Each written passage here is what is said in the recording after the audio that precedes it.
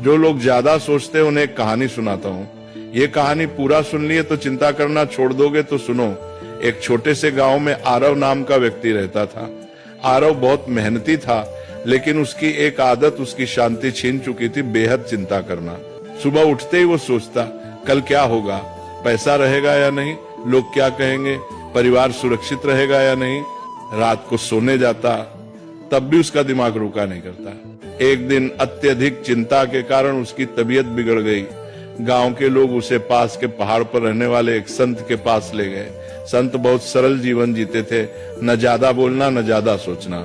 आरव ने संत से कहा, महाराज, मेरा मन कभी शांत नहीं होता, मैं हर समय डर और चिंता में रहता हूँ। संत मुस्कुराए और पास रखी एक मिट्टी की मटकी उठाई। उन्होंने कहा, इस मटकी को पानी से भर दो। आरव ने मटकी भर दी। फिर संत बोले, अब इसे सिर पर रखो और चलो, लेकिन एक शर्त है, अगर एक बूंद भी गिरी तो तुम असफल हो जाओगे।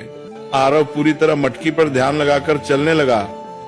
रास्ते में लोग उससे बातें करते रहे, आवाजें आती रहीं, लेकिन आरव ने कुछ नहीं सुना। वह सिर्फ मटकी पर ध्यान देता रहा। कुछ देर बाद संत ने कहा, रुको, अब बताओ रास्ते में कितने लोग मिले।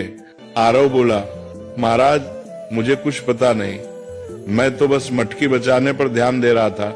संत ने शांत स्वर में कहा, यही संत होने की शुरुआत है। जब ध्यान जरूरी चीज पर होता है तो बेकार की आवाजें अपने आप चुप हो जाती हैं। तुम्हारी चिंता इसलिए है क्योंकि तुम उन चीजों पर ध्यान दे रहे हो जो अभी हुई ही नहीं। फिर संत ने आगे कहा, जो तुम्हारे हाथ में है कर्म, उसे ईमानदारी से करो। जो तुम्हारे हाथ में नहीं, भविष्य से भगवान पर छोड़ दो। यही संत का मन है। उस दिन आरव समझ गया, संत होना जंगल में जाना नहीं है, संत होना मन की अनावश्यक चिंताओं को छोड़ देना है। धीरे धीरे आरव ने चिंता कम की, वर्तमान में जीना सीखा, और वही व्यक्ति जो कभी बेचैन रहता था अब दूसरों को शांति की सीख देने लगा।